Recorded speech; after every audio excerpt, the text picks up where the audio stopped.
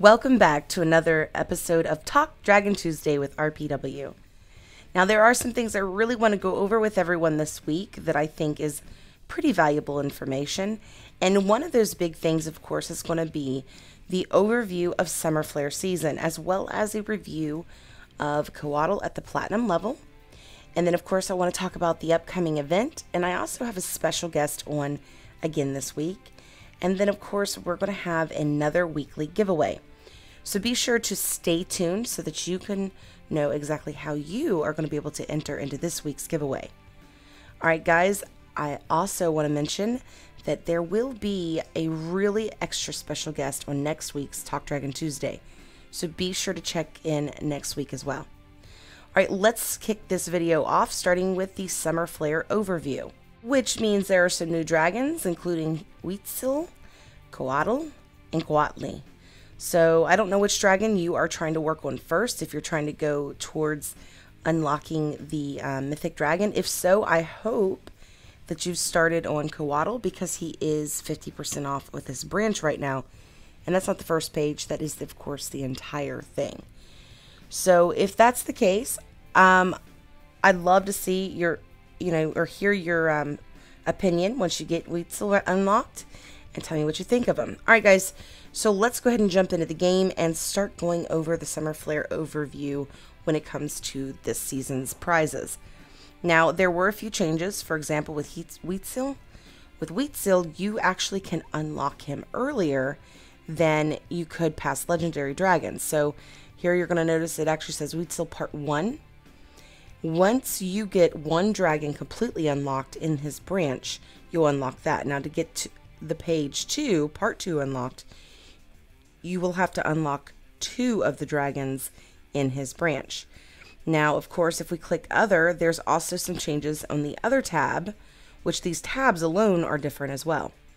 So by clicking Other, we're going to go in and see the boosts. Now, I'm already working towards my 100% because, as I say, to me, this is a very important thing. Due to the breeding event, I wasn't too worried about getting it just yet, but hopefully this next week or this next PvP, I will have it unlocked to that point. Now, it's pretty cool. If you notice, if you keep going past that, it actually resets the price, basically making it double the prizes. Now, this is definitely worth it to me, because not just for the 100% token bonuses, but for the little prizes like the energy packs and the inner fires that you don't see in any of the other lines. So for me, that alone is definitely well worth unlocking. Now, I do, of course, also see this as being worth it because of the tokens, but I'm planning to just unlock the first part to utilize in the first PvP, and then I'll go and unlock the second part after. Now, Coatl, if you'll notice, is not 50% off. He does start out at 100 sigils for his first prize, and as you go through, you'll notice the prizes are higher than Coatl. I'm going to use this as an example. Mystic Fragments, 50 of them, is 900 sigils, but if you go over to Coatl, his is actually only 450 sigils. So is this dragon worth getting?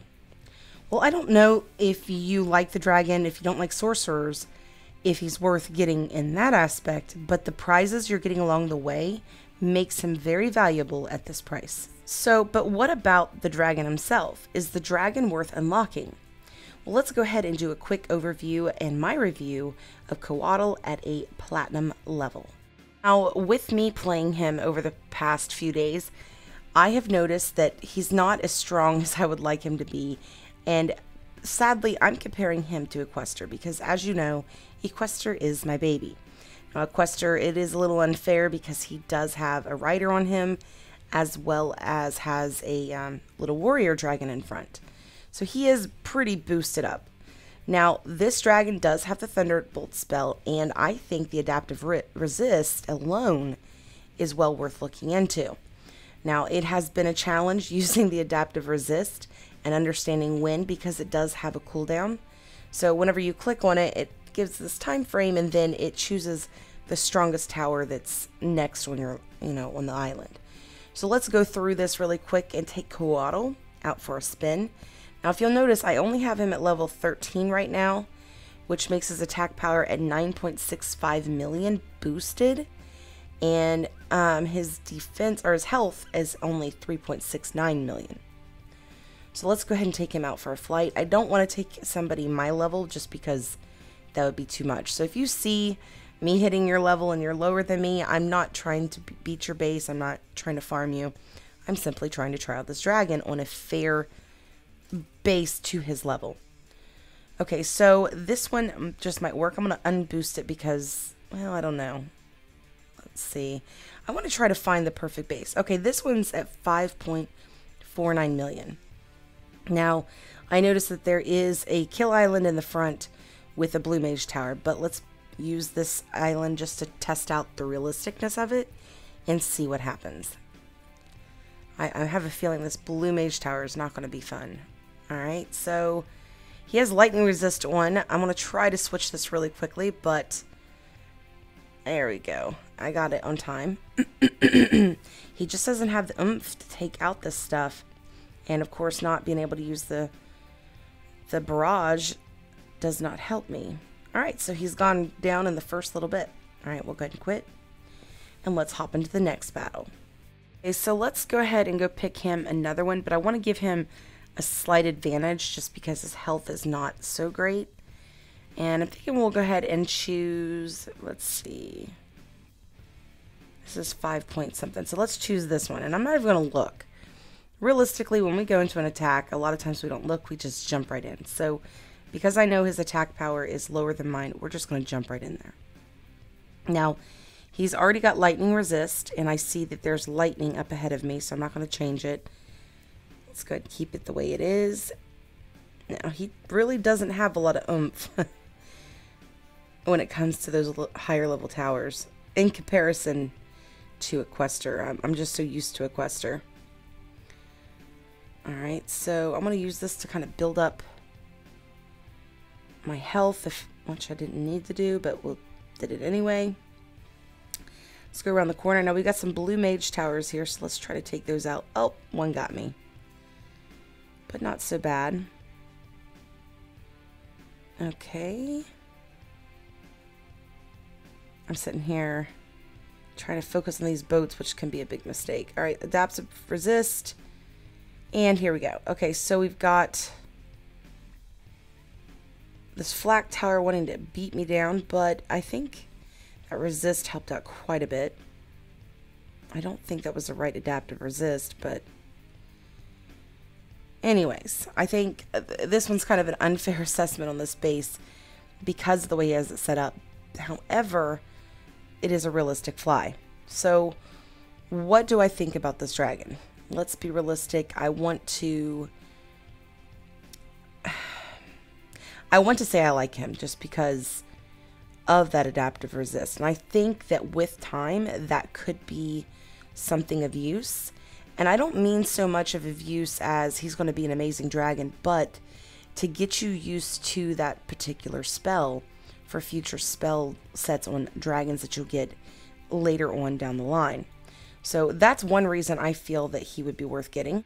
And of course, I went over the fact that you would get all those awesome prizes at the 50% off marker along the way with him. So he's definitely not a waste for a dragon. However, I think he is definitely going to challenge you with learning how to fly. So in one aspect, this is a good dragon for a beginner level player to learn because he does have a lot you have to do. You know, you're having to switch through all of these different spells and think about what's coming up in the future. And so I think that this dragon would be a great dragon to have if you are a lover of sorcerers and needing to learn how to use hunters. Because of what I said, where you've got to think about what's coming up. And, you know, for example, the adaptive resist, you got to think about, okay, up front is going to be a dark flak. So I need to change this right when I get around the corner. And then, oh, there was a blue mage tower up ahead, so I'm going to use my white lightning to take that out so that I can bring up my Northern Lights spell or my Mystic Barrage spell.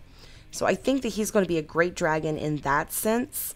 However, if you don't get the hang of flying this dragon, he could be one of those that you just kind of leave behind. Now, if you're ahead of your levels on your dragon breeding side, then of course this dragon is going to be one strong dragon for you. Well, this isn't a very possible thing if you're lower level, because it does make you go unlock certain features within the game in order to level up your dragon. But once you've reached like level 200, for example, you know, or I'm sorry, not 200, 150, we'll say 150, you can be clear up into, you know, the garnets. You could have bred garnets by that point. So let's say you are a 150 and you have garnets unlocked and you get Coatl to garnet. You're going to be able to take out those a little above you with no problems, even with Coatl. So in that sense, he's actually going to be a strong dragon once you get into that point of being stronger than the bases that you are able to see in your matchmaking. So I don't think this dragon is a bust, but I do not think he's going to be that easy, lazy, easygoing dragon that Equestria is, for example. However, you know, he's definitely not going to be boring either. So I think this dragon will be great in order to help you learn how to better fly your dragons. That's my personal opinion. I do think it's very possible that there is stronger things coming in the future if you're wanting to hold back.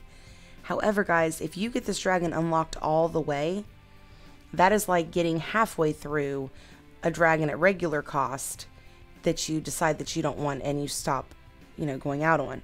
I mean, the prizes alone at 50% off is well worth, you know, going through this dragon's line.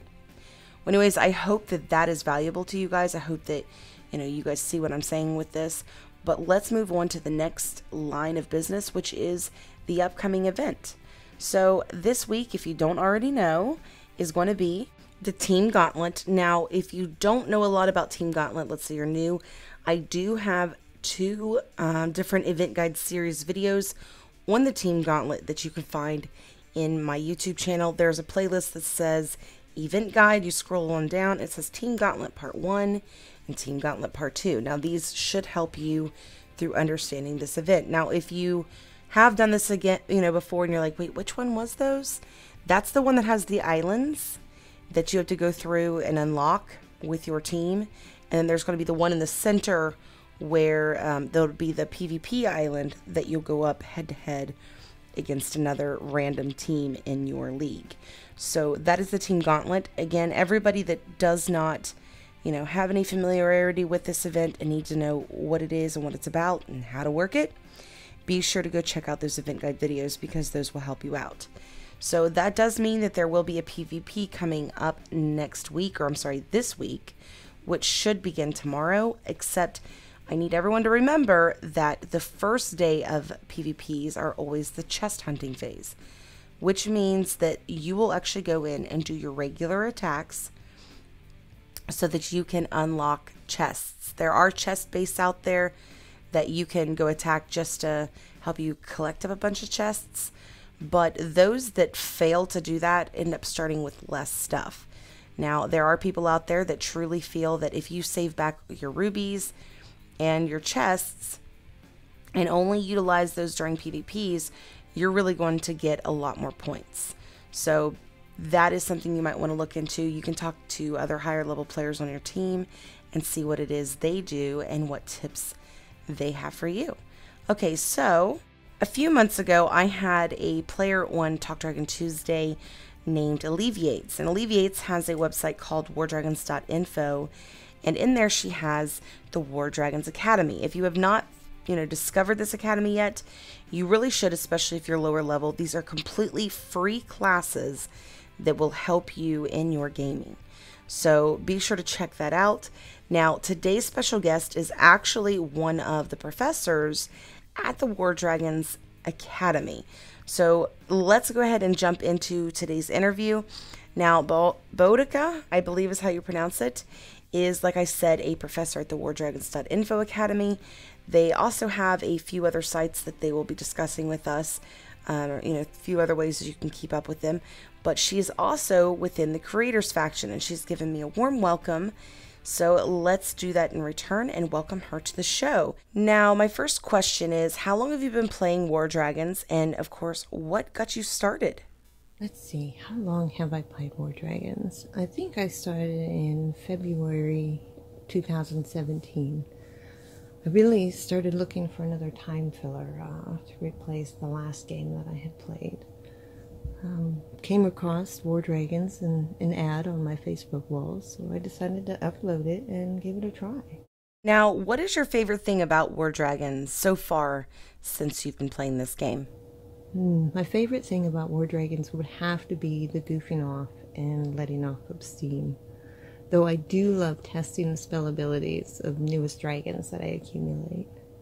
I also like the team aspect, the collaboration that is needed to really be successful. You need a good solid team. Now, if you had to choose one, what dragon would be, of course, your favorite dragon so far? My favorite dragon in the regular tiers would have to be Rysar. Every other tier after that, I was always looking for the next Rysar replacement. He really was a pinnacle in my love of the dragons in the game. Seasonal, I would have said Necrix, but Famar has definitely come to replace Necrix in my heart. Oh, if you had the chance to change anything about War Dragons, what feature or thing would you change? The one thing I would change the bonus meter, definitely. That needs to come back. I did enjoy the bonus meter, and I know a lot of people did as well. Whenever you first started playing, what was the largest hurdle you had to overcome, and what did you do to overcome it? New player hurdle, I think my biggest hurdle was learning how the different aspects intersected and finding plain speech guidance. I just overcame that by asking questions. You can't be shy. If you don't understand something, look for the information, ask the questions, ask your team. Now, if you could give one tip to a beginner player, what would that be? Well, new player tip, as Dean, I should say, do the Academy courses, but really, there are so many resources out there now. Go to Google, get in the Facebook groups, and ask the questions. Now, why don't you tell us a little bit about yourself and what it is that you do for the War Dragons community? What is it I do? I am the Dean of the War Dragons Academy. My goal is to provide new players a place they can go to learn the basics and how to apply them. WarDragons.info was there when I went early on, so I was excited when I posed the idea to Alleviates about the Academy Facebook group, and it was then that she told me of her idea of using a learning management system, and with her help, the Academy just took off running. I started because I always loved to share the knowledge. The Academy strives to help new players avoid the early on, often frustrating mistakes many of us made. Very cool. Are there any special projects you're working on right now, by chance? Our special projects right now? Professor Oz and I are working on Atlas-related courses, and we're hoping to have more out soon. We have courses on 3D art with the Collector, and 3D animation with PG Finespline. Mr. Token will be giving our leads and our officers some courses to help on that aspect as well. Confess Cross is working on a wiki how-to course. New capabilities. Let's see. Blazing Seraph has posed the idea of live courses, and Mr. Token has also been messing with live chat abilities for questions. You can go in and you can ask a question live and get an answer. Now, why don't you go ahead and tell everyone how they can find you and where you're at in the social media sites? How can people find me? You can find me mostly by searching Facebook for War Dragons Academy and inviting to the group. You can email me at commanderbodica@gmail.com. I'm always on there. You can always ask me questions there. I have a line, but I'm never really online. I kind of avoid it like the plague. I'm on Twitter, but that's mostly to post the weekly newsletters, any special report, anything like that. Now, if you would be interested in taking any of the courses they offered over at War Dragons Academy or following them on Facebook, you can Google it up, or you can search in the Facebook thing for War Dragons Academy. So it literally would be War Dragons Academy. Now, I want to also say thank you to Dean Bodica, I think I'm saying that correctly, for coming on to the show today and doing an interview with me so that we could get out the information that there are plenty of other places, especially for beginner players. So if you have beginner level players on your team, be sure to let them know that there is a free War Dragons Academy out there. So let's move on to the next subject, which is, I had mentioned last week that I've changed up my scheduling for the Beginner's Guide series. Right now we do have this one going on, which is the Flying Dragons 101 series, which is a 4-part video. And basically I was putting out the Beginner's Guide to War Dragons series on Mondays, but I've actually changed them up. And the reason I did this is because, well, number one, I need to compact what I do throughout the week because it is taking from my game time and my family time and my work time. So with that being said, because there will be a PvP, we will not be doing a guide video on Wednesday because, well, the Wednesday is all about the actual chest hunting phase. So Wednesday we'll be putting out the Flying Drags 101 Part 2, and then Thursday we will do an overview of the Team Gauntlet. Until then, I do also have a fun little thing for you, which is, of course, our weekly giveaway. So this week's giveaway is going to be another simple one because I have a lot going on. So what you're going to do is go to the bottom of the video and comment with your in-game name, and then you're going to put in hashtag War Dragons Academy. Now, the only people that will be entered into this particular one is anybody that actually puts hashtag War Dragons Academy, and it, of course, includes their in-game name. And then we will write down everybody's name, put it in a bowl, and choose a random winner from the bowl later this week. So be sure to check back for that. Now, before I let everybody go, I want to also let you know that there's something pretty special going on in the game. So if you go click on your current emails under news, there is going to be voting for Theme Dragon, which will take you over to a Twitch poll. Now, in this poll, you're going to be able to help choose the theme of the next community created dragon. And there are some pretty cool choices here. You got the Headless Dragon, which is basically the Headless Horseman. There's also a Spectra or Spirit, Unlucky, etc. So go in there and get your vote in, because I think that's pretty cool. Now, if you don't already know, Twitch is actually a format where War Dragons is, and they actually do live streams from there on Wednesdays at 3 p.m. And then, of course, they also have one on Facebook and YouTube. And it's pretty cool because you get to sit and chill out with them and then maybe get attack them, depending on what they're doing that day, as well as enter for a prize giveaway. So definitely worth checking out. Alright, so that's it for today's video. Don't forget to sign up for the giveaway and leave me a big thumbs up, subscribe to my channel, and hit that bell for notifications. Alright guys, happy hunting!